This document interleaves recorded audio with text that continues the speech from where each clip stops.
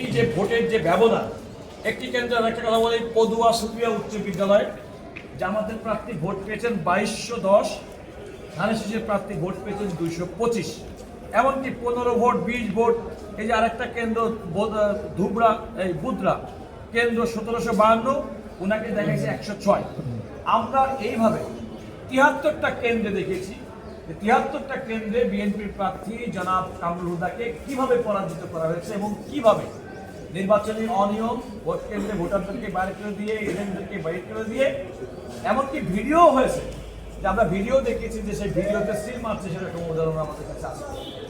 এটা নির্বাচনের নামে এই আসনে আপনারা জানেন যে বাংলাদেশের নির্বাচনে একমাত্র আসন যে আসনের কয়েকটি কেন্দ্রের ফলাফল নির্বাচন কমিশন বাতিল করেছিল, ককটেল বিস্ফোরণের মতো ঘটনা ঘটেছে।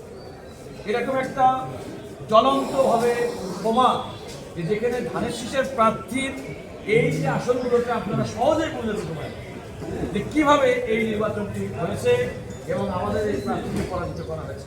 আমরা আদালতের কাছে সমস্ত কিছু প্রমাণ উল্লেখ করেছি। আমি শুধুমাত্র প্রমাণ হিসেবে এই 73টা কেন্দ্রের প্রত্যেকটা সিট আমরা দিয়েছি এবং সেখানে দেখেছি কিভাবে। সর্বশেষ কথাটা বলেছি, আপনাদের আরো বোধগম্য হবে। আমার তো মনে হয় বাংলাদেশে এমন কোনো প্রান্ত যে গ্রামে অন্তত কমপক্ষে 50% মানুষ ধানের শীষে ভোট দেয়, অথচ এখানে রাজবল্লভপুর সরকারি প্রাথমিক বিদ্যালয় একটা কেন্দ্র, সেই কেন্দ্রে জামাতের প্রার্থী ভোট দেখিয়েছে 2557, আর ধানের শীষের প্রার্থী জনাব মোহাম্মদ কামরুল্লাহ ভোট হয়েছে মাত্র 50। এটা 51 হতে পারতো, 49 হতে পারতো।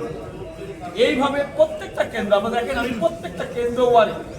এই একটি কেন্দ্র রামপুর সরকারি প্রাথমিক বিদ্যালয়, যেখানে জামাতের প্রার্থী আব্দুল্লাহ মোহাম্মদ তাহেরকে ভোট দেখানো হয়েছে 2018, আর আমাদের প্রার্থী জনাব কামরুল হুদা বিএনপি প্রার্থী, তার ভোটের পরিমাণ হচ্ছে, সংখ্যা হচ্ছে মাত্র 95।